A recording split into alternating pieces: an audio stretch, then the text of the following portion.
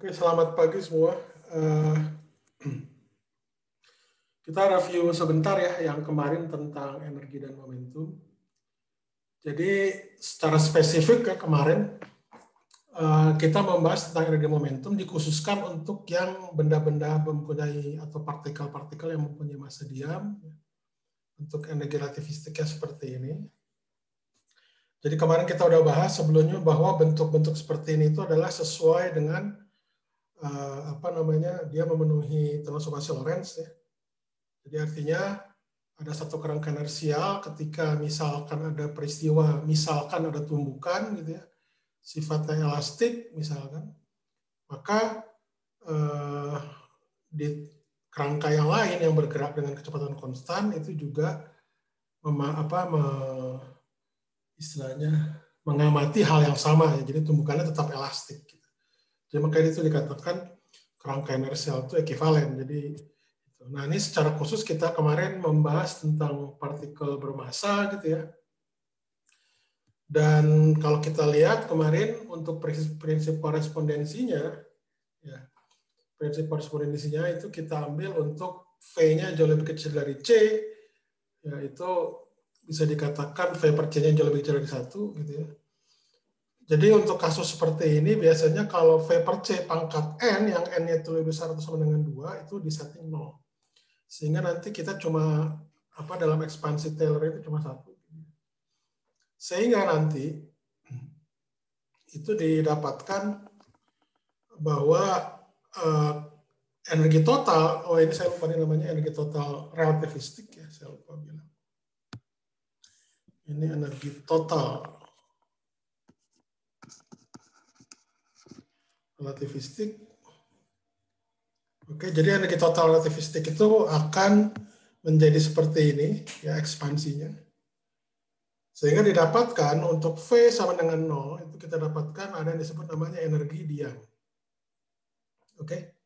Nah, jadi kalau secara umum energi total relativistik itu adalah merupakan energi diam, ya, ditambah energi kinetik.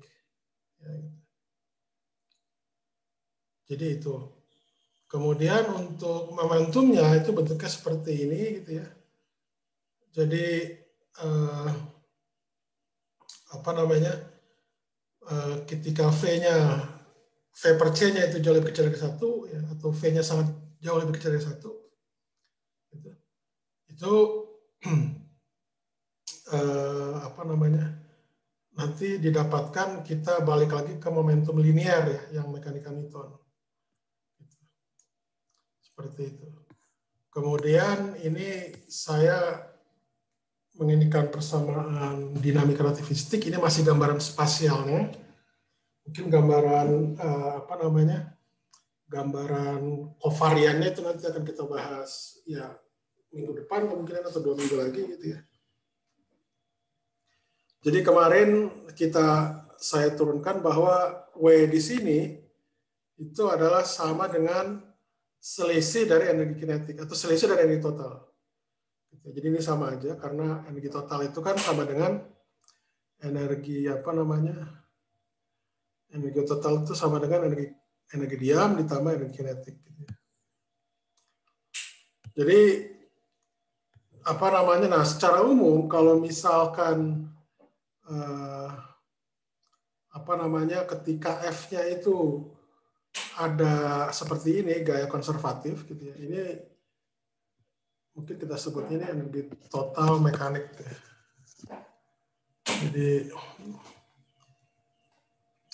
Jadi energi total mekanik. Jadi ketika F-nya itu adalah sebuah gradien dari sebuah potensial, maka kan saya dapatkan seperti ini. Jadi selisih energi total minusnya itu sama dengan selisih dari selisih dari energi potensial ya. V di sini kita nyebutnya V di sini ada energi potensial, Sehingga bisa saya dapatkan bahwa energi total akhir sama dengan energi total awal gitu ya. Itu sama dengan ya tadi nih EF tambah VF sama dengan EI tambah VI. Dengan kata lain bahwa energi mekanik relativistik, ya, satu partikel ini baru, itu adalah E, di mana E itu adalah energi totalnya ditambah V-nya, gitu ya. E di situ adalah E0 ditambah K, gitu ya. Seperti ini. Jadi kalau F-nya sama dengan 0, itu kita sebutnya, atau apa namanya, sistem terisolasi, gitu ya. Sistem terisolasi itu artinya P-nya itu konstan, baik E maupun P itu konstan. Kemudian kalau kita buktikan kemarin, kalau untuk yang sistem terisolasi, satu partikel ya baru ya, apa namanya, momentum sudutnya konstan. Ini jadi contoh kita bahas kemarin untuk yang apa namanya, gaya sentral, gitu ya. Seperti ini, bahwa L-nya itu kalau untuk gaya sentral berarti L-nya itu konstan ya. Untuk yang postulat Bohr kita dapat punya seperti ini, konstannya itu sebanding dengan N kali H coret, gitu ya. Kemudian dari hasil perhitungan kemarin, jadi kita menggunakan tadi ya, karena fakta bahwa dalam model Bohr itu kan adalah lingkaran ya, berarti R-nya itu konstan ya. Jadi bisa saya dapatkan, kalau secara umum memang L-nya itu adalah konstan. Ya. Tapi ditambah lagi, karena R-nya juga konstan, maka theta dot itu juga konstan. Oke. Nah, jadi ini dari beberapa manipulasi nanti akan kita dapatkan. Ya. Jadi kita dapat seperti ini. Ini juga sebenarnya kalau Anda turunkan yang persamaan ini ke sini, diturunkan ya, terhadap R itu akan saya dapatkan bentuk seperti ini. R itu adalah sama dengan ini. Kemudian kalau Anda manipulasi, ya, saya dapatkan bentuk seperti ini, maka akan saya dapatkan apa namanya, E-nya itu seperti ini. Oke? Itu contohnya untuk model atom Bohr relativistik yang ininya adalah lingkaran ya, lintasannya. Jadi memang kalau kita lihat di sini, E-nya itu sendiri itu dia positif, tapi energi kinetiknya dia negatif. Energi kinetiknya itu dia negatif.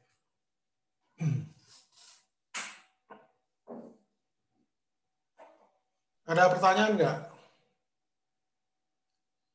Oke. Nah sekarang bagaimana, kita kembali lagi ke awal. Nah bagaimana untuk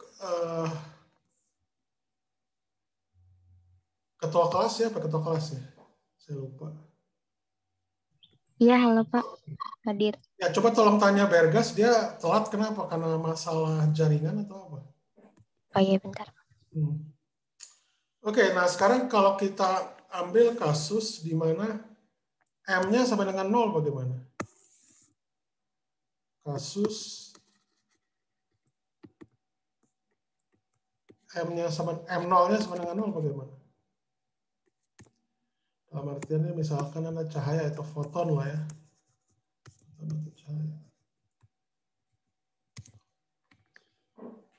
Nah, kalau kita lihat ya, rumus ini yang E sama dengan M0 C kuadrat per akar dari 1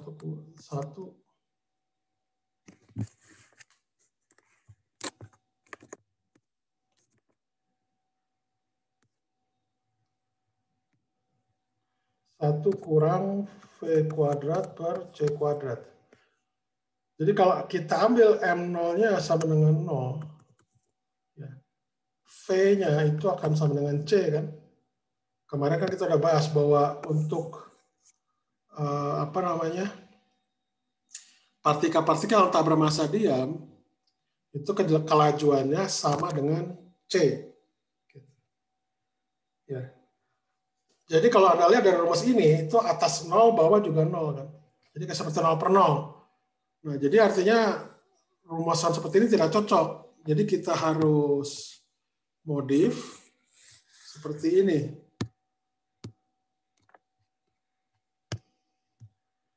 Jadi kalau saya kuadratkan, dikurangin momentum kuadrat kali C kuadrat itu sama dengan M0 kuadrat C pangkat 4. Ini rumus ini. Anda periksa ya, rasanya Anda udah hafal kan ya. Gitu.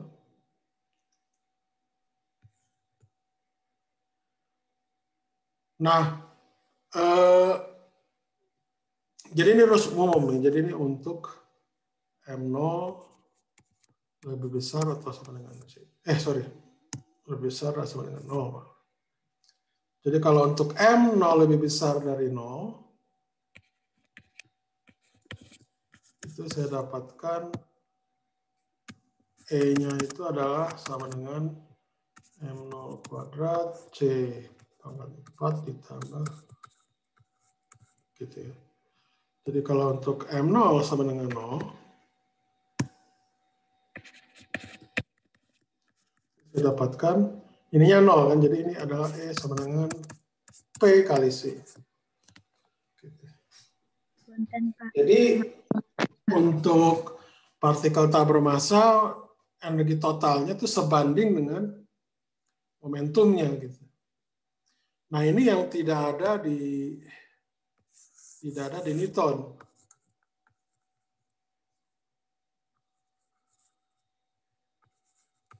Ya, jadi di Newton itu kalau Anda lihat, kalau M0-nya sama dengan 0, energi kinetiknya 0, gayanya juga 0. Jadi tidak bisa apa-apa. Tapi kalau di relativitas, ya, cahaya itu dia punya energi. Ya, energi totalnya sama dengan P kali C. Nah memang sayangnya kalau di relativitas khusus, sejauh ini karena foton itu netral, jadi foton itu kan netral ya. Jadi bisa dikatakan tidak ada interaksi jarak jauh ya.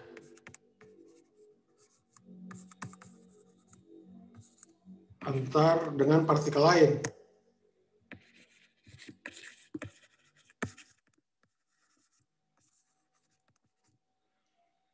Ini dalam TRK ya. Jadi pada umumnya ini dia jarak dekat. Interaksi jarak dekat.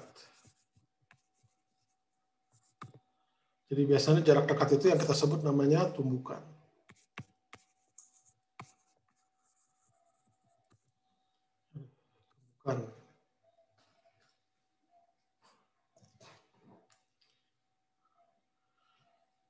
Nah, kalau dalam, maaf, ini saya lupa nyebutnya. Ini TRK ya, khusus. Ya, ada pertanyaan? Enggak, itu ketua kelasnya ngechat di kolom chat. Katanya Bergas internetnya ada gangguan, jadi sulit menyambungkan tadi. Oke, sebentar. Oke. Ya, oke, terima kasih. Oke, ada pertanyaan nggak sebelum saya lanjutkan? Jadi dalam TRK atau relativitas khusus, jadi karena foton itu netral, jadi misalkan dia berinteraksi dengan elektron, itu tidak jarak jauh kan? Karena netral, tidak ada gaya tidak ada gaya di fotonnya, di foton dengan elektron atau foton dengan proton gitu ya, atau foton dengan neutron yang netral lain gitu ya. Jadi tidak ada interaksi jarak jauh, adanya interaksi jarak dekat. Nah, tapi kalau di relativitas umum, di teori gravitasi itu foton itu berinteraksi ya, interaksi jarak jauh dia. Karena relativitas umum kan dia terkait dengan kerangka non inersial ya. Interaksi gravitasi itu menyebabkan foton itu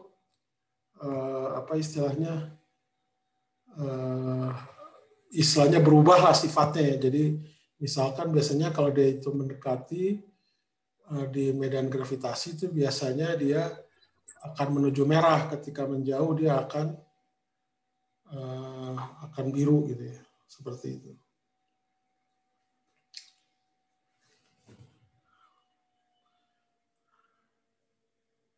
Ada pertanyaan nggak sejauh ini? Ada pertanyaan?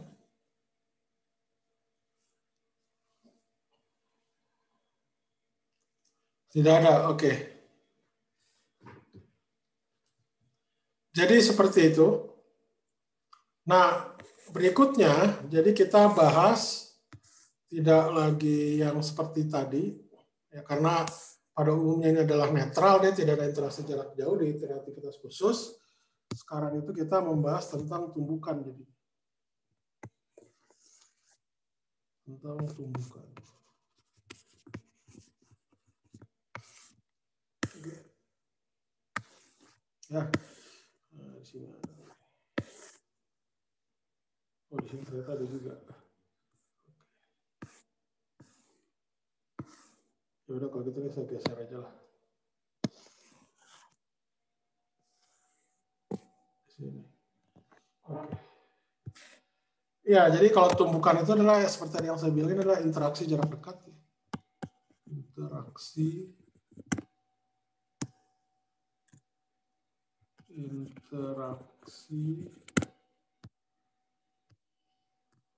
jarak dekat.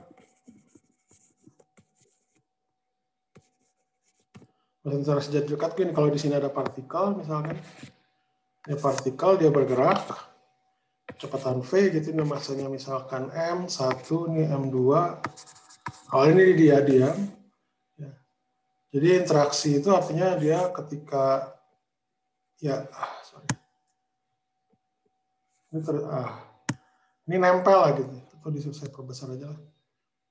Jadi saya perbesar lah. Keduanya saya perbesar aja. Jadi ini adalah misalkan ada seperti ini. Ini masanya M1. Dia diam gitu ya. Ini adalah M1. Nah, ini nempel gitu. Jelek.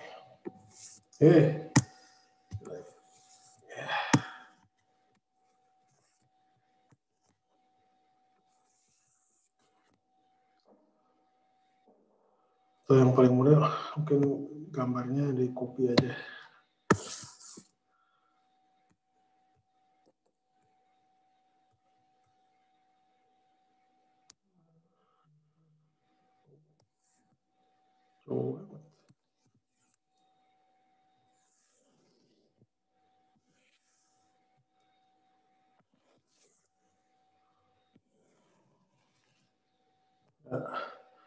Oke, that's good.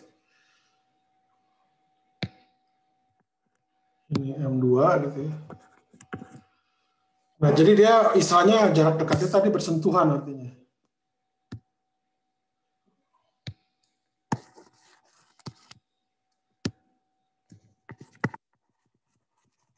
Jadi ini bersentuhan, ya, menyentuh gitu ya. Bersentuhan. Oke. Jadi ya namanya ini berarti ada kontak lah gitu. Ada kalau di Newton itu ada gaya normal, itu ada gaya kontak gitu ya. Nah, kalau di sini ya tidak seperti itu gitu.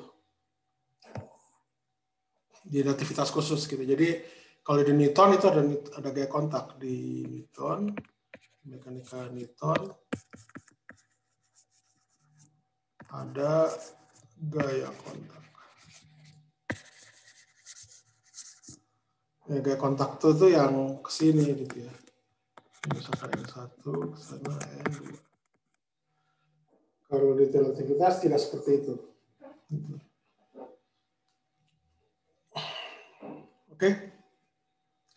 Nah, jadi dalam tumbukan itu kalau kita apa istilahnya sistemnya itu terisolasi. Sistem terisolasi. Maksudnya tumbukan ya. Maka hukum istilahnya hukum kekekalan energi total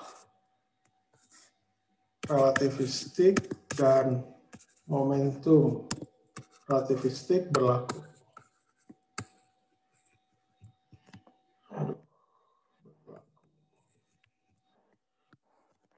Oke. Jadi kalau misalkan ini cuma 2, berarti adalah E pada M1 itu sama dengan E pada M2. Oke. Ini, awal, akhir. Gitu ya. Nah, ini biasanya akhirnya seperti apa ya? Akhirnya bisa, misalkan seperti ini M1, misalkan ya, ke sana, misalkan V1 prime yang terakhir, misalkan M2 gitu ya.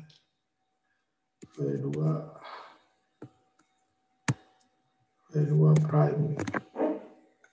Jadi ini akhir seperti ini. Akhir. Ini awal.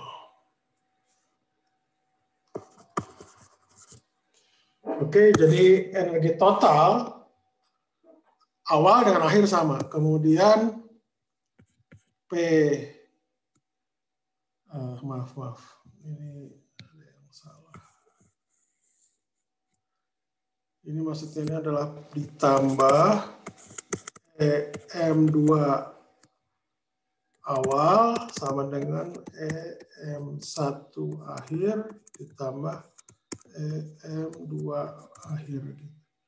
Ini juga sama, berarti ini PM1 awal ditambah PM2 awal sama dengan PM1 akhir ditambah PM2 akhir gitu. Jadi berlakunya seperti ini.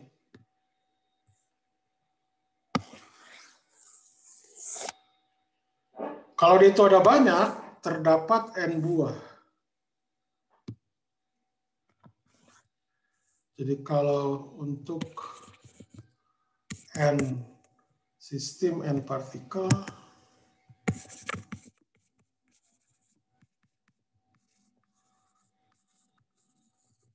asal ini ya, asal dia terisolasi ya.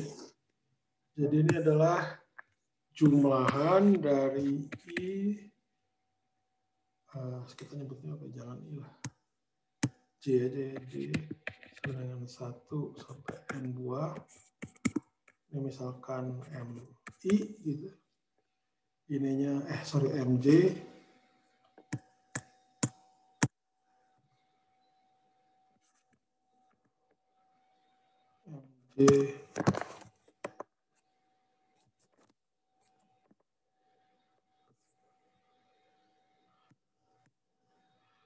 MJI, maksudnya atau ini saya dalam kurungin aja lah. Saya tulis J gini aja ya. Ini I-nya di sini. Initial atau awal sama dengan J1 sampai N2 EJ final. Kemudian jumlahan dari J1 sampai N besar P vektor ya J. Ini yang inisial.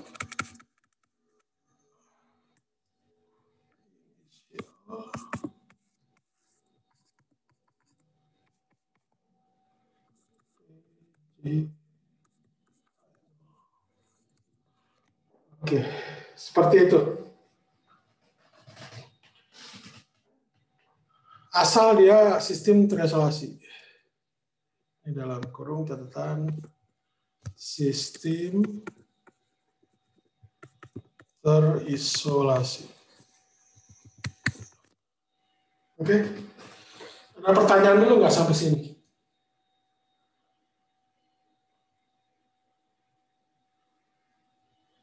Tidak ada. Tidak ada, oke, good. Sekarang saya ambil contoh ya. Contoh kasus.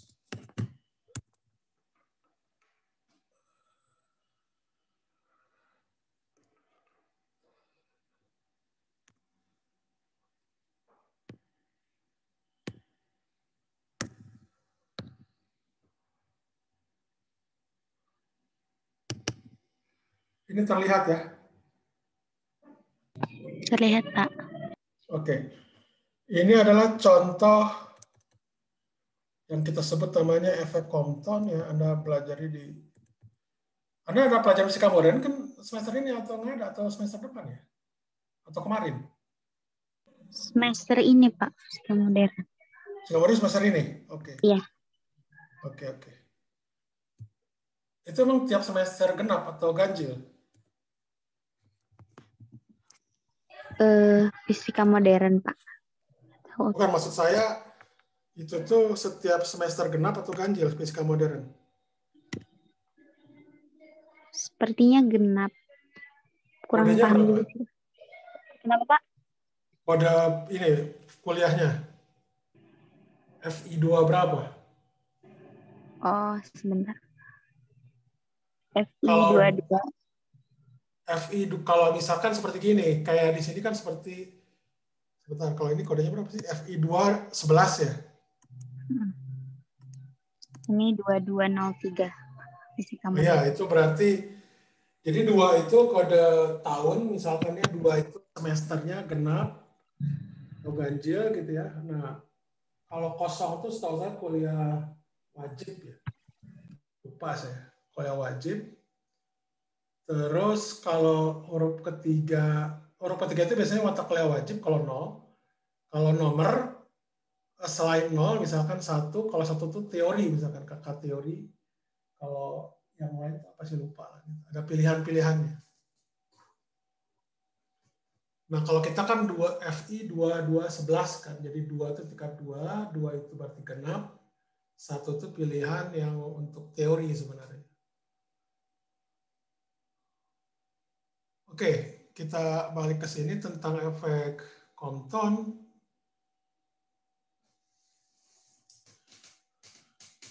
Nah, efek Compton ini itu hanya bisa dijelaskan secara relativistik ya. Ini tidak bisa dijelaskan secara Newtonian. Kenapa? Karena peristiwanya seperti ini. Jadi ada foton yang datang, ya. Kemudian dia terhambur ya oleh elektron. Intinya tuh percobaan dari Compton itu adalah menembakkan sinar X ke lempeng logam yang biasanya berupa emas ya, saya lupa. Emas kayaknya lempengnya.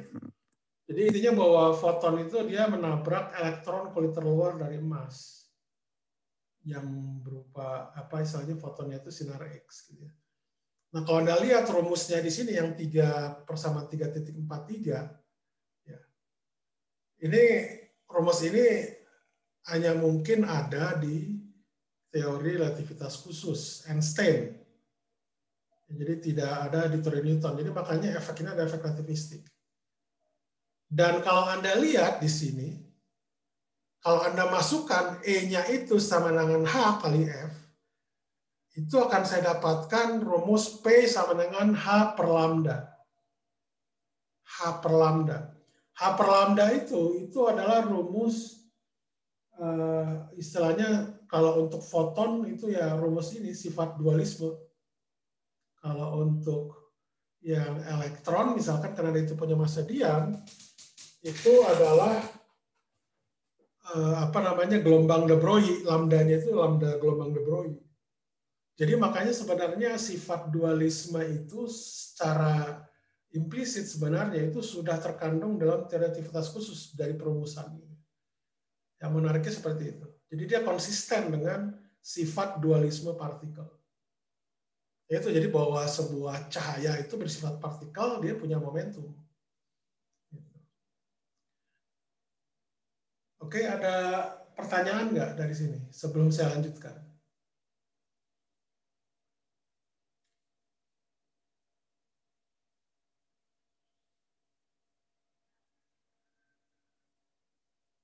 Ada? Tidak ada? Oke. Saya lanjutkan ya. Jadi intinya tuh begini. Jadi pemodelan yang karena elektron yang ditabrak itu elektron kulit terluar dari inti atom emas dan elektron kulit terluar itu kan energi kinetiknya itu mendekati nol ya. Jadi sangat jauh dari inti. Jadi kan kalau energi kinetik kan kemarin saya tunjukkan bahwa kalau untuk bor itu kan dia negatif. Tapi ketika N-nya itu makin besar, makin jauh, dia akan mendekati nol. Jadi bisa dikatakan energi kinetiknya nol. Dan dia memang kita asumsikan ya bisa kita asumsikan diam gitu ya. Karena energi kinetiknya mendekati nol. Jadi modelnya itu adalah foton datang menabrak elektron yang diam. Kemudian elektron ini terhambur. Elektron ini terhambur dan juga foton. Nah, menurut teori gelombang klasik sebenarnya, kalau dia itu menumbuk atau terpantul, istilahnya kan seperti terpantul ini, itu tidak ada perubahan panjang gelombang. Menurut mekanika gelombang klasik, kalau memang foton itu adalah gelombang elektromagnetik kan bisa dimodelkan. Kalau dia itu pada saat bertumbukan tidak ada perubahan panjang gelombang, itu berarti sifat gelombang. Jadi memang betul bahwa foton itu bersifat gelombang bukan partikel. Tapi pada kenyataannya, kalau Anda lihat di sini, P itu kan bergantung dengan lambda. Jadi P itu kan sama dengan H per lambda. Jadi kalau lambda-nya berubah, P-nya juga berubah. Itu yang konsep penting di sana. Gitu. Ya, oke. Nah, jadi jadi kalau kasus seperti ini Anda lihat, kalau yang horizontal itu saya anggap sebagai sumbu X, yang vertikal itu adalah sebagai sumbu Y, maka akan saya dapatkan hukum kekekalan yang seperti di persamaan 344 A, B, C. Jadi A di situ itu adalah hukum kekekalan energi total relativistik. Jadi yang awal jumlahannya itu sama dengan energi yang akhir. Jadi awalnya yang kita punya itu adalah energi foton, E kan. E di sini. Kita dapatkan ini nih, E di sini. Oke, ini ada energi foton ditambah elektron. Energi elektron ini kan dia diam, awalnya dia diam.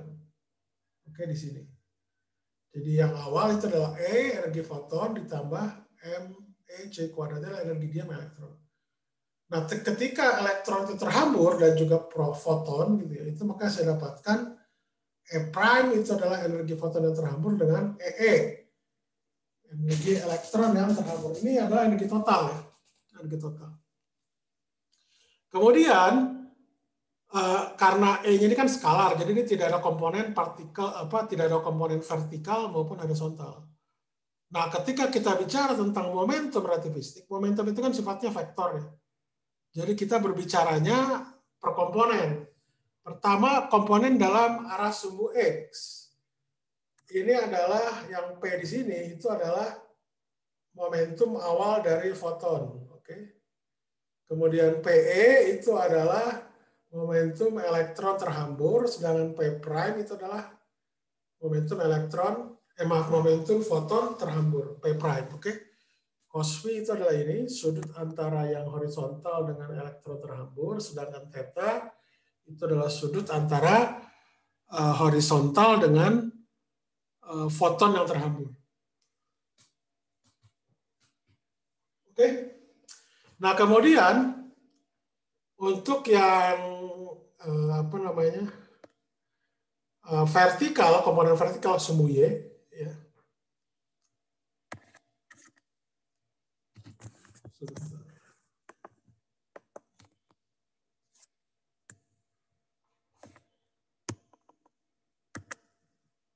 Halo, ini kedengaran nggak yang saya ini kan? Maaf.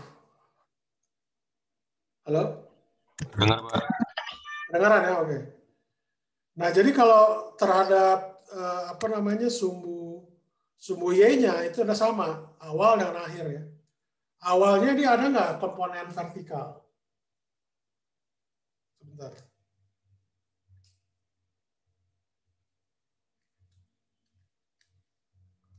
Tidak ada ya, jadi nol ya. Yang ada adalah yang horizontalnya. Jadi makanya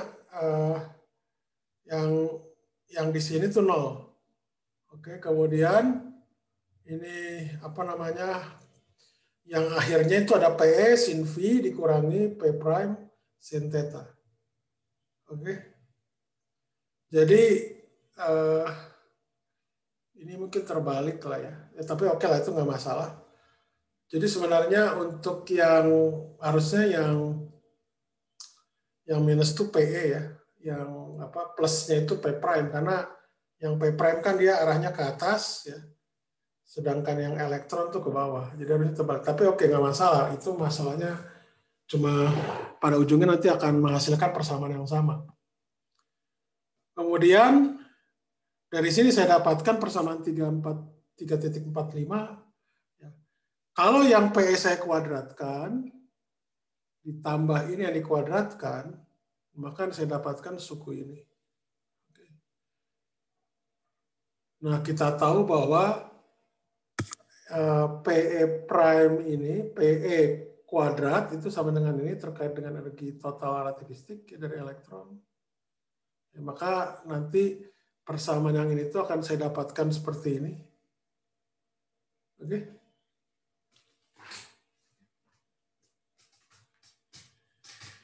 Kemudian ya ini dari apa namanya?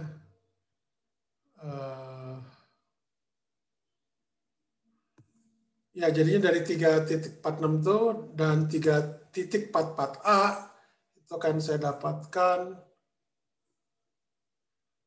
yang ini. Ya. Kemudian apa lagi? Ya, jadi seperti ini. Nah, jadi dengan beberapa perhitungan ya, beberapa straightforward ya, perhitungan sedikit gitu ya. Kita dapatkan rumus ini 3.48 dan dengan menggunakan hubungan ini, hubungan antara apa namanya P terkait dengan energi foton ya, maka saya dapatkan bahwa ini akan saya dapatkan adalah lambda prime dikurangi lambda itu sama dengan ini. Jadi artinya lambda prime itu adalah apa namanya foton yang terhambur ya, panjang gelombang foton yang terhambur dikurangi panjang gelombang foton yang datang. Jadi karena Anda lihat di sini karena ini positif maka akan terjadi lambda prime itu lebih besar daripada lambda dengan artian bahwa energinya itu jadi lebih kecil dibanding dengan yang terhambur dibanding dengan yang datang. Jadi sebenarnya Compton ini apa namanya memverifikasi sifat teori dari sifat partikel ya tentang teori foton, sifat partikel dari cahaya yang merupakan apa teori foton Einstein, dan teori foton Einstein ini memang dia konsisten ya dengan perumusan relativitas yang E-nya sama dengan P kali C. Ada pertanyaan nggak? Pertanyaan?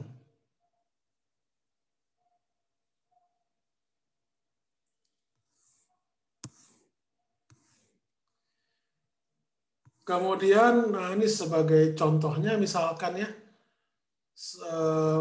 apa sinar X dengan panjang gelombang 0,24 nanometer, gitu ya, dia itu terhambur dan apa sinar terhamburnya itu diamati pada sekitar sudut 60 derajat. Nah, yang ditanyakan itu adalah panjang gelombang sinar X yang terhambur. Jadi ini yang X-ray di sini yang 0,24 ini adalah yang datang ya, insiden ya, yang datang. Jadi didapatkan memang dia bergeser ya, jadi dari 0,2400 jadi 0,2412, jadi lebih panjang. Kemudian Anda hitung energinya itu seperti ini. Nah, ini Anda udah hitung lah ya di fisika modern ya. Dan juga apa namanya energi kinetik elektron gitu ya, ini bisa didapatkan. Jadi masih sangat kecil gitu. Ada pertanyaan nggak?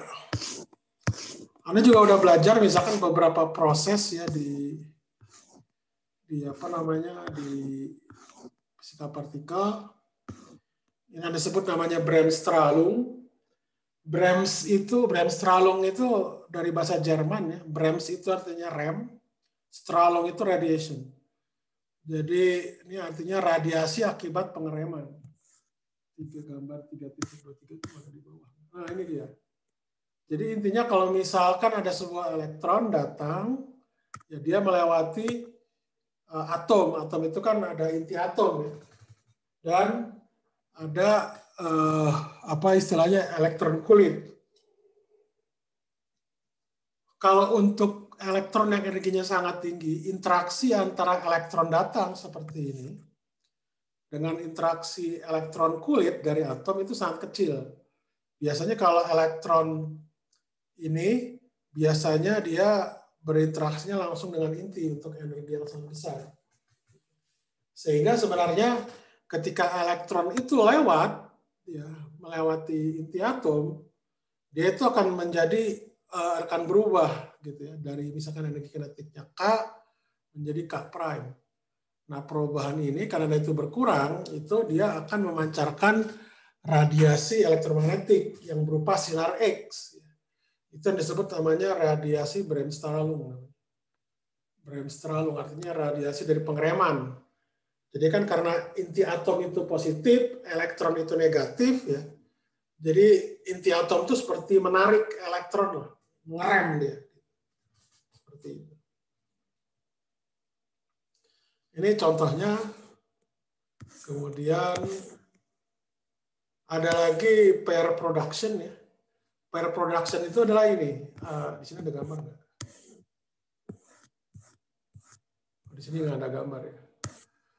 Jadi pair production itu ini adalah foton ketika melewati inti atom itu akan menghasilkan pasangan elektron dan positron. Itu disebut namanya produksi pasangan. Gitu.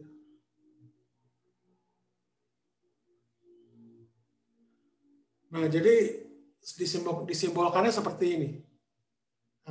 Foton dia akan menghasilkan elektron dan positron, ini produksi pasangan. Kalau yang ini elektron plus positron sama dengan foton itu disebut namanya proses anihilasi. Gitu. Nah, cuma yang menjadi catatan untuk proses produksi pasangan seperti ini itu harus ada kehadiran inti atom.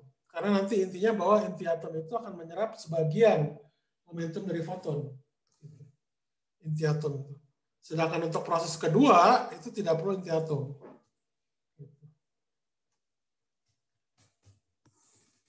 Nah, ini Anda bisa mengerjakan soal di sini, misalkan ada nggak di situ tentang produksi pasangan terutama.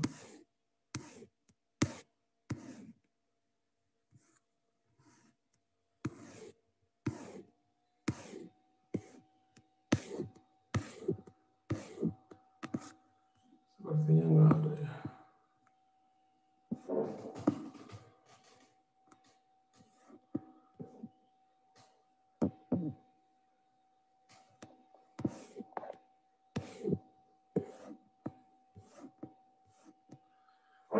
Oke, mungkin sebentar. Mungkin di buku lain ada nggak ya, di Beiser ya.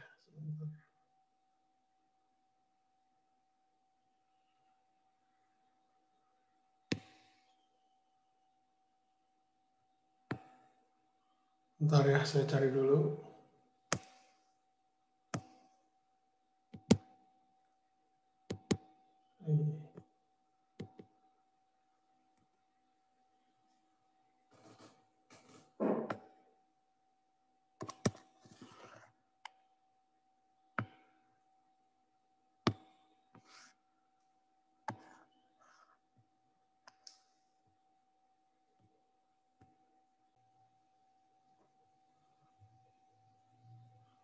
Ada pertanyaan? Tidak ada? Belum ada, Pak, sepertinya. Oke. Oke, kita lanjutkan sebentar. Anda fisika modern udah sampai mana? Materinya.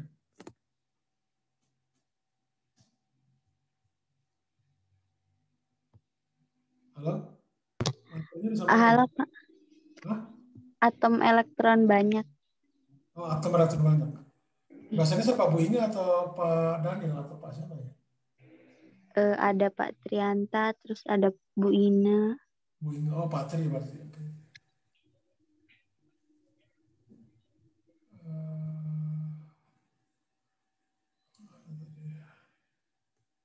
saya lupa.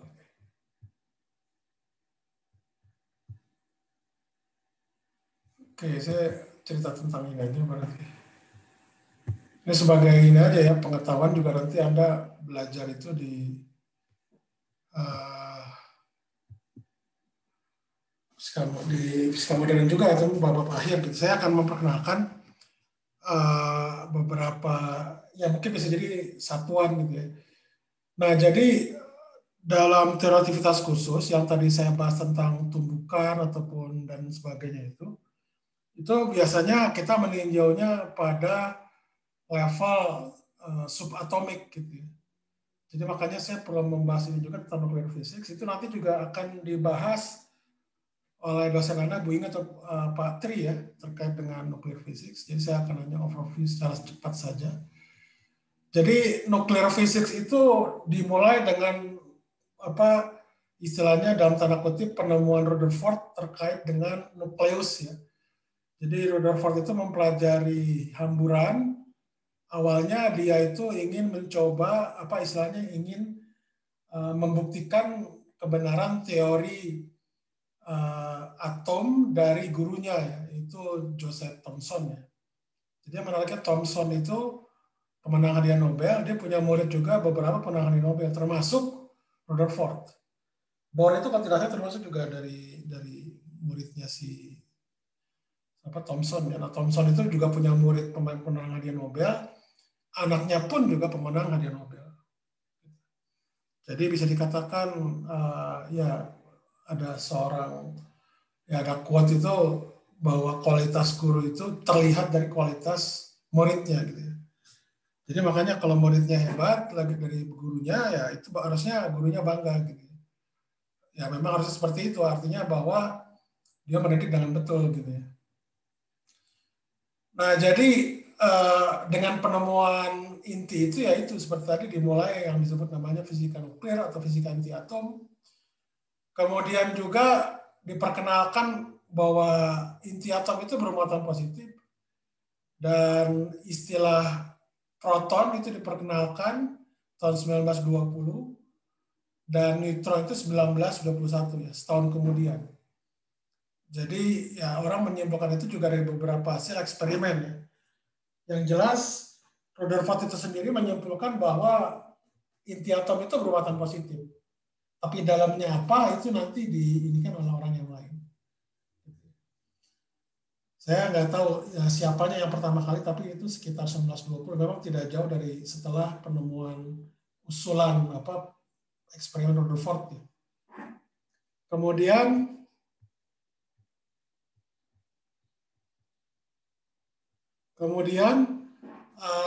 neutron itu ditemukan oleh Chadwick ya, tahun 1932. Itu kalau kita lihat di sini masanya itu ya bisa dikatakan hampir sama ya antara neutron dengan proton. Gitu. Nah ini masa elektron terpaut jauh kan, ini 4-27, ini 4-31. Nah ini kita sebut namanya nukleon, karena kenapa disebut nukleon? Karena dia pembentuk inti atom. Nah, karena 10⁻31 4-27 itu istilahnya apa namanya ya? Masa yang sangat kecil gitu ya. Jadi rada capek kalau nulis 4-27. Jadi orang biasanya nanti membuat ini baru apa namanya? Aturan apa satuan massa baru gitu ya. Yang kita sebut namanya atomic mass unit. Tapi sebelum ke sana saya ingin cerita dulu bahwa ada yang disebut istilahnya namanya nuklida dengan isotop ya. Jadi nuklida itu adalah unsur namanya, itu disimbolkan dengan A, X, Z. X itu adalah apa namanya nama dari unsurnya apa. Kemudian A itu adalah nomor massa, Z itu namanya nomor atom, yaitu jumlah elektron atau jumlah proton. Ini untuk atom yang netral. Sehingga jumlah neutron itu adalah A kurang Z. Nah, ini contohnya 12,6C dengan 13,6C. Dia nomor massanya berbeda, tapi nomor atomnya sama. Nah, nomor atom itu yang menentukan sifat apakah unsur ini apa gitu. Kalau itu sama-sama dengan 6, itu berarti karbon. Cuma dia beda nomor massanya, dalam artian berbeda jumlah neutronnya di intinya. Nah, secara umum, isotop itu kalau seperti 13.6 ini dengan 12.6 ini dia alami gitu ya. Tapi ketika itunya makin berat, nomor masanya misalkan di atas besi gitu atau di atas uranium, dia lebih cenderung isotop-isotop tersebut tidak terjadi secara natural, tapi dibuat. Kemudian saya lompat aja ini terkait dengan ukuran inti juga mungkin nanti akan dibahas gitu ya oleh dosen Anda, Pak Tri atau Bu Inge. Intinya bahwa inti atom itu bisa dimodelkan sebagai bola gitu ya. Nah ini istilahnya memperkenalkan yang disebut namanya atomic mass unit. Jadi makanya atomic mass unit itu terkait dengan ini patokan itu adalah karbon. Jadi berapa persen karbon 12, berapa persen karbon 13 dan 14 itu didapatkan angka segini. Nah, karena ini patokan karbon 12, jadi karbon 12 itu dia sifatnya eksak, 1200. Jadi satu atomic mass unit itu seperti ini.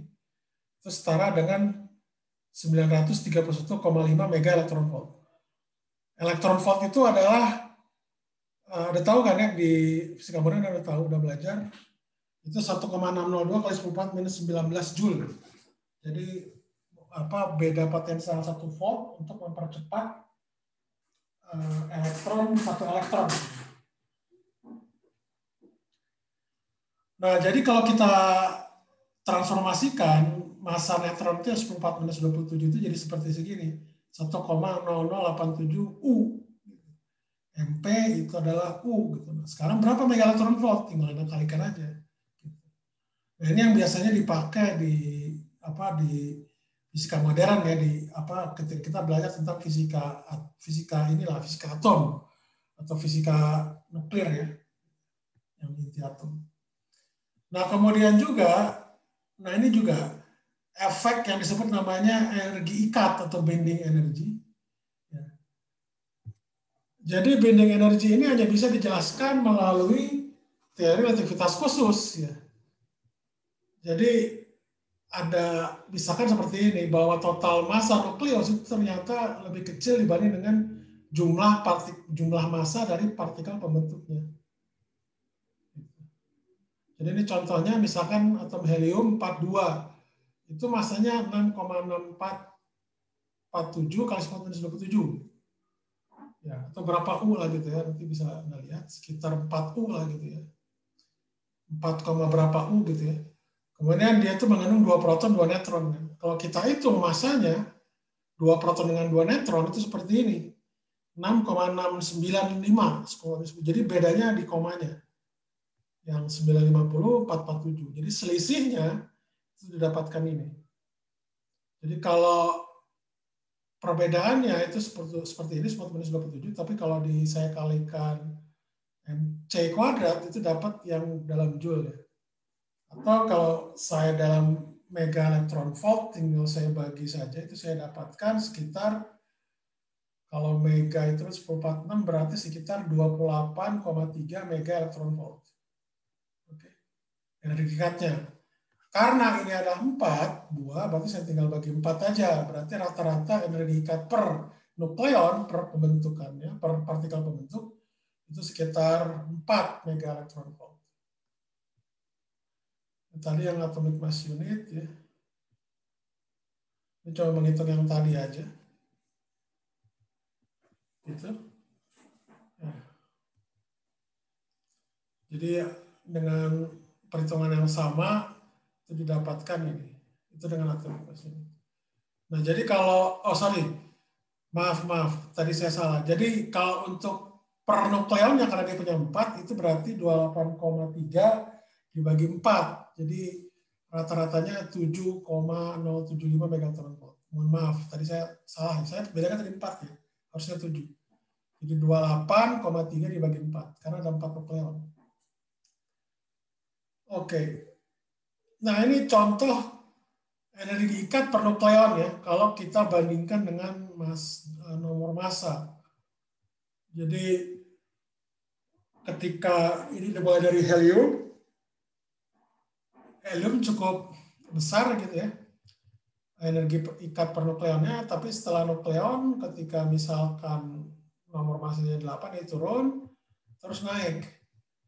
Ketika sampai di nomor massa 60, kalau tidak salah di sekitar besi ya, bukan 60 dan 70 atau berapa, gitu 60 berapa, itu dia turun. Jadi artinya energi pernukleonnya itu turun gitu ya. Jadi ini menurut saya wajar. Kenapa? Kalau misalkan bisa saya ambil contoh untuk orang saja ya. 2 orang itu bisa jadi saling kenal. Gitu. Ini energi ikatnya bisa dikatakan analogi energi ikat. Kalau 2 orang, 3 orang, atau 4 orang itu masih bisa kenal ya. Teman-teman Anda tuh siapa saja. Artinya tuh ikatan tuh sangat kuat lah. Gitu. Artinya Anda saling kenal gitu ya. Kalau cuma 4 orang nih. Gitu. Tapi kalau misalkan ada 100 orang gitu, itu teman Anda itu nggak selalu Anda hafal. Gitu. Paling kenal muka gitu. Jadi seperti itulah kurang lebih gambarannya. Jadi artinya kalau dia itu makin banyak, hubungan antara mereka itu juga istilahnya ya jadi makin lemah gitu ya. Itu sama juga, manusia juga sama kayak gitu. Jadi biasanya kalau makin banyak itu hubungan itu cenderungnya makin lemah. Jadi makanya kalau manusia supaya bisa mengatur bagaimana supaya tidak terlalu lemah dalam artian masih kuat tapi dia optimal, nah itu butuh namanya ilmu manajemen, ada manajemen komunikasi gitu dan lain sebagainya. Itu pengaturan seperti itu. Jadi kalau 1 orang itu tidak ada masalah, 2 orang baru tahu ada masalah, 3, 4 orang, 5 orang dan seterusnya, itu baru ada masalah orang banyak misalnya gitu. Jadi hal seperti ini juga punya analog ya. Jadi Anda bisa mengambil analog hubungan antar manusia terkait dengan energi ikat. Ada pertanyaan nggak sejauh ini? Pertanyaan?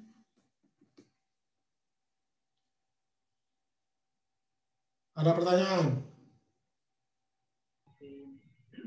Belum ada, Kak. Belum ada, oke. Cukup jelas ya.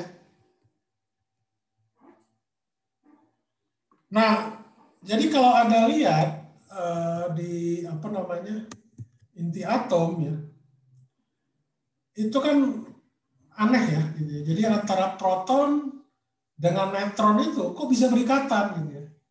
Padahal satu positif, satu netral.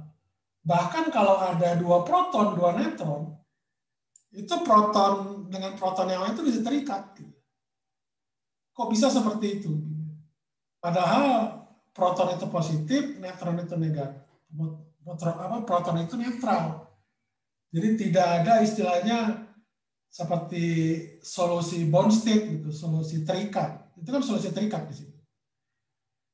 Jadi satu bermuatan listrik, satu netral. Bahkan yang dua-duanya positif aja seperti proton itu bisa berikat kan dalam satu inti atom. Tentunya harus ada neutron, tidak proton saja. Nah, jadi itu bisa dikatakan para fisikawan itu membuat sebuah model gitu ya tentang interaksi nuklir kuat namanya.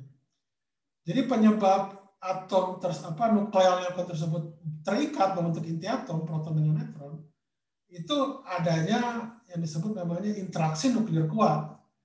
Dan interaksi nuklir kuat itu bersifat atraktif, jadi selalu menarik. Dan jaraknya itu sangat kecil ya, 10⁻⁻15 meter. Dan ini memang yang seukuran dengan inti atom pada umumnya. Kemudian kalau Anda lihat grafik di sini, ya ada model nuklir kuat. Jadi di garis N sama dengan Z itu ada yang disebut namanya garis kestabilan. Oke. Garis kestabilan. Jadi umumnya untuk unsur-unsur yang jumlah neutron dengan protonnya sama itu stabil. Tapi ternyata kalau kita distribusikan antara nomor neutron dengan Z itu kecenderungannya malah menyimpang gitu ke atas. Jadi tidak sama. Untuk unsur-unsur ringan itu sama. Tapi unsur-unsur berat itu mulai menyimpang. Dan yang lebih menariknya lagi adalah ada beberapa unsur di luar garis kestabilan ini yang dia istilahnya stabil gitu ya.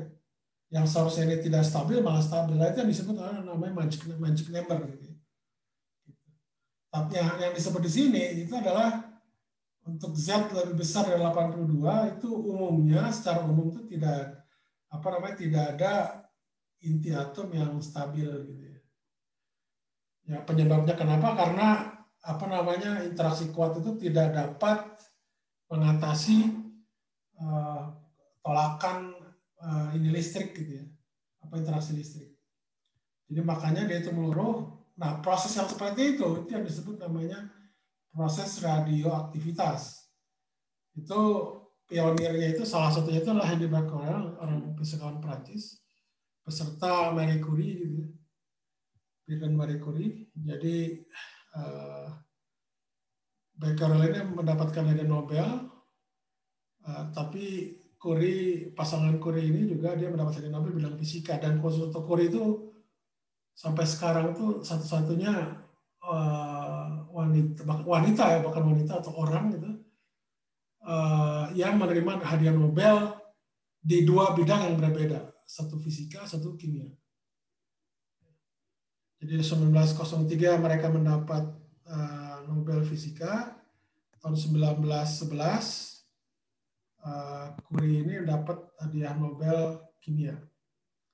Nah, kemudian untuk mengklasifikasi radiasi itu Rutherford karena itu pada umumnya bermuatan ya antara partikel alfa dengan beta, itu biasanya kita menggunakan medan magnetik ya. Medan magnetik yang ada di dalam disebut namanya kamar kabut ya, cloud chamber. Ya. Itu sebenarnya gas-gas yang saturate ya. Jadi ketika partikel ini biasanya masuk ke sana, itu akan menyebabkan elektron atom terluar itu bereksitasi sehingga nanti akan menimbulkan cahaya.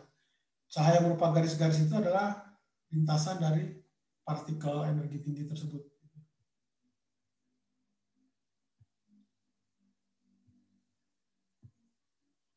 Nah ini contohnya misalkan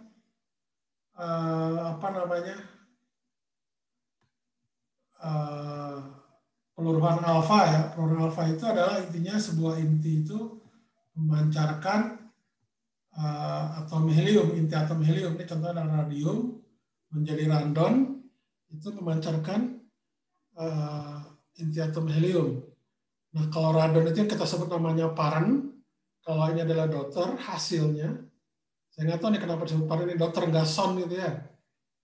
Mungkin karena pasangan Curie itu hanya mempunyai anak gitu, disebut pakai daughter, mungkin ya. Kemudian adalah partikel yang ininya, partikel alfanya. Kalau Anda lihat di sini massa dari parent itu lebih besar dibanding dengan massa daughter dengan massa partikel alfanya. Sehingga perbedaan itu akan menjadi energi kinetik bagi daughter ataupun partikel alfanya. Contoh lain misalkan uranium 232, kemudian dengan thorium 228. Itu juga peluruhan alfa proses seperti ini. Jadi Anda lihat di sini dari 140 neutron, 98 proton, itu menjadi 138 neutron, 90 proton. Ini berubah deh ini, memancarkan 2 proton, 2 neutron. Kalau dilihat di sini masanya itu adalah ini U gitu ya. Kemudian massa daughter yang thorium itu adalah 228 ini. Kemudian massa inti atom helium itu adalah ini. Nah sekarang kira-kira Anda bisa hitung nggak beda energi kinetiknya bagaimana? Energi kinetik dari biasanya energi kinetik itu adalah energi kinetik untuk thorium plus energi kinetik dari helium. Tapi karena atom helium, inti atom itu jauh lebih besar daripada inti atom thorium, maka energi kinetik hasil dari selisih ini, jumlahan ini dikurangi selisih ini, itu akan menjadi energi kinetik dari inti atom helium. Bisa Anda hitung nggak itu berapa? Silahkan. Coba dihitung, 5 menit lah. Dihitung energi kinetiknya itu berapa, energi kinetik inti atom helium.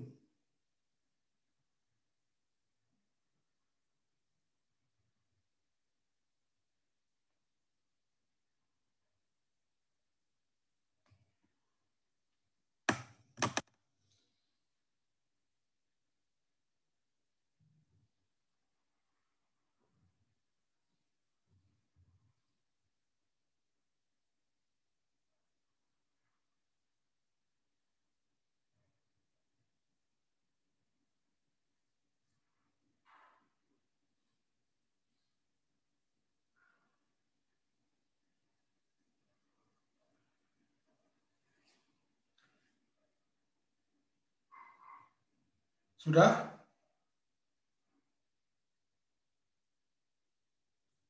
Ada yang dapat nggak? Siapa?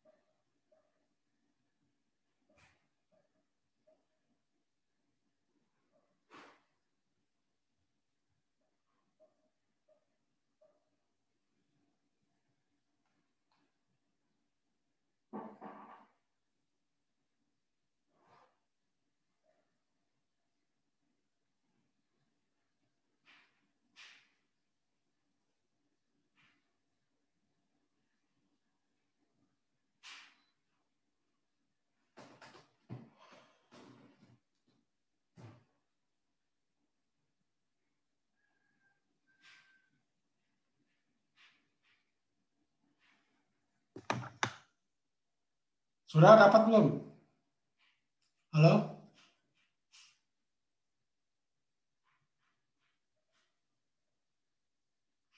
Dikumpulkan ya di Teams ya. Saya kasih waktu 10 menit lah ya. 10 menit.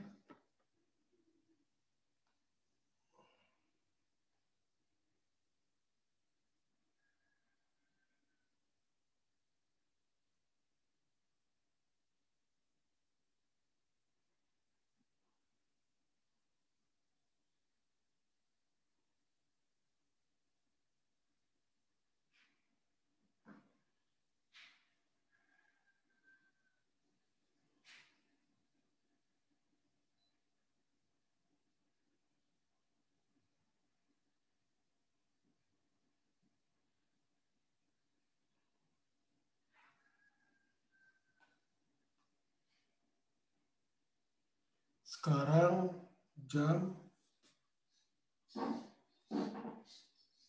ya.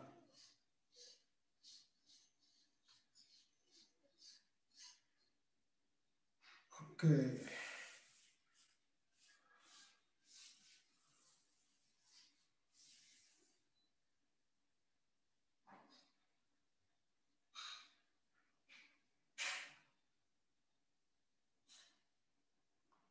Oke, saya tunggu sampai 8.20 ya hari ini.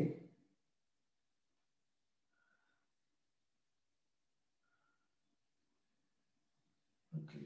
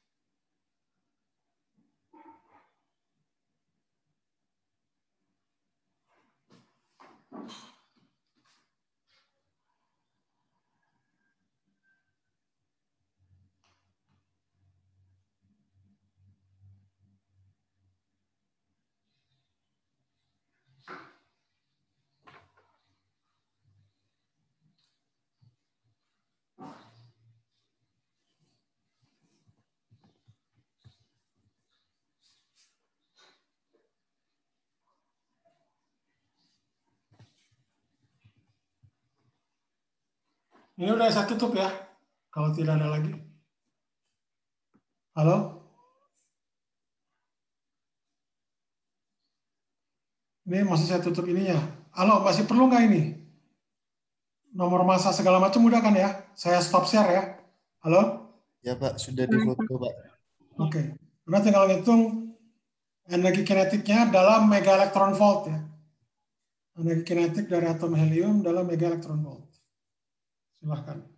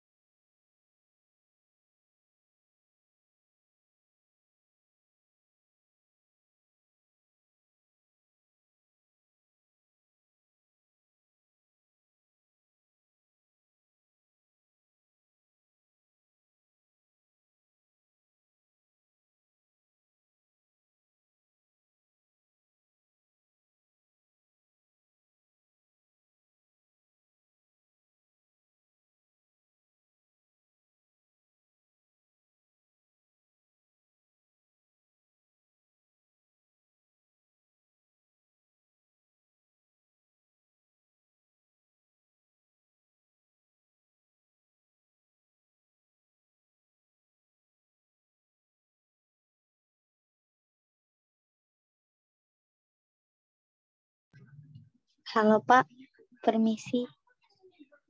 Ya, kenapa?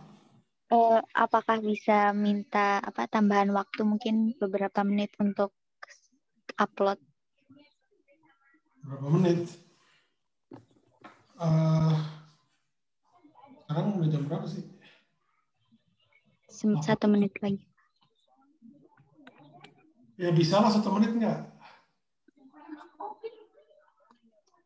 Oke Pak. Bisa lah, bisa. Itu kan cuma ngitung itu aja.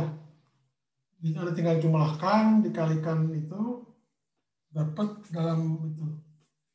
Cukup lah, saya pikir cukup.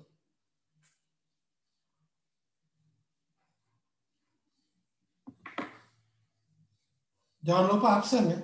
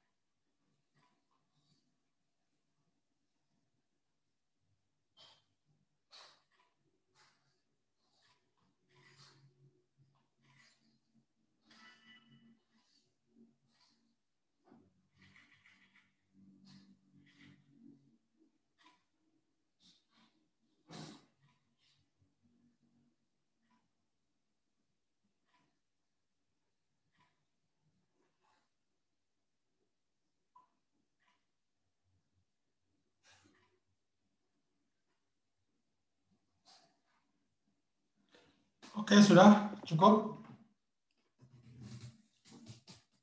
Soalnya dikumpulkan ya. Oke, kemudian tugas yang kedua, ini mungkin dikumpulkan nggak hari ini ya, mungkin kayaknya hari Sabtu besok kan libur ya, libur.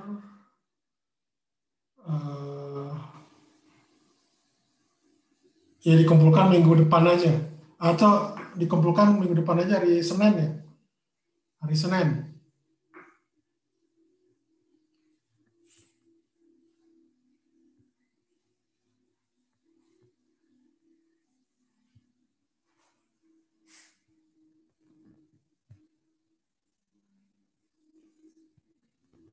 Nah, Anda kan tahu ini ya,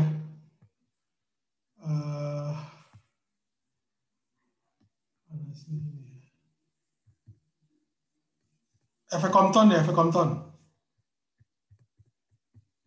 Efek Compton yang tadi halaman berapa tuh? Efek Compton.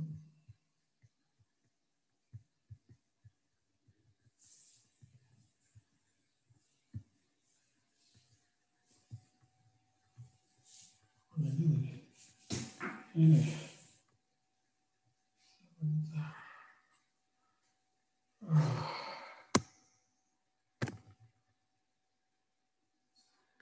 Efek Compton.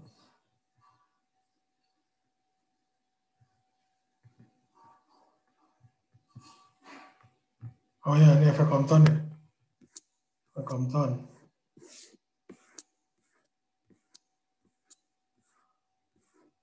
Nah, tugas Anda adalah dikumpulkan Senin ya. Jadi yang saya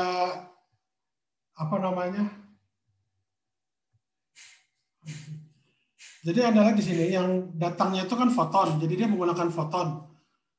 Kalau saya ganti foton itu dengan partikel bermassa tapi dia itu netral. Jadi kalau kalau dia itu foton itu kan ada lambda di sini. Ya. Lambda yang ini nih. Oke. Nah, sekarang kalau saya ganti dia jadi partikel bermassa yang netral, lambdanya di sini nanti yang di 3.49 itu akan saya ganti menjadi lambda de Broglie namanya. Nah, sekarang Anda hitung lambda de Broglie yang terhambur dengan lambda de Broglie katakanlah partikel yang datang, itu bagaimana rumusnya dinyatakan dengan massa partikel tersebut dan sudut ya. Rumus 3.49 itu hanya berlaku ketika ininya partikel tak bermassa. Tapi kalau ini saya ganti partikel tak bermassa, itu bagaimana? Ini tugasnya ya, jadi Anda kumpulkan hari Senin. Senin pas tengah malam. Oke? Perhitungan itu lumayan cukup panjang, jadi makanya 4 hari cukup lah ya. Tapi maksud saya, rumus analog yang dipakai mirip, cuma perbedaannya ininya bermassa.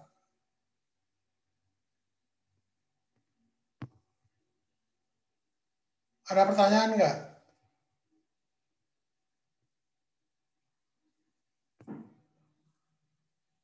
Halo? Ada pertanyaan tentang tugas nggak? Jelas, Pak. Jelas ya, jadi yang foton yang ini itu diganti oleh partikel tak bermassa.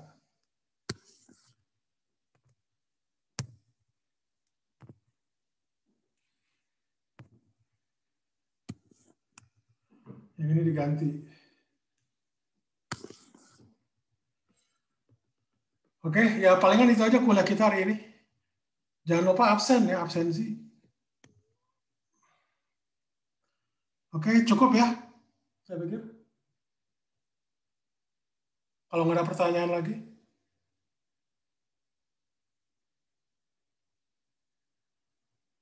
Oke, cukup ya. Cukup, Pak. Oke. Oke, terima kasih banyak. Sebentar.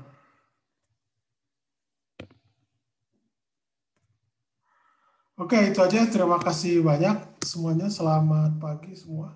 Jaga kesehatan.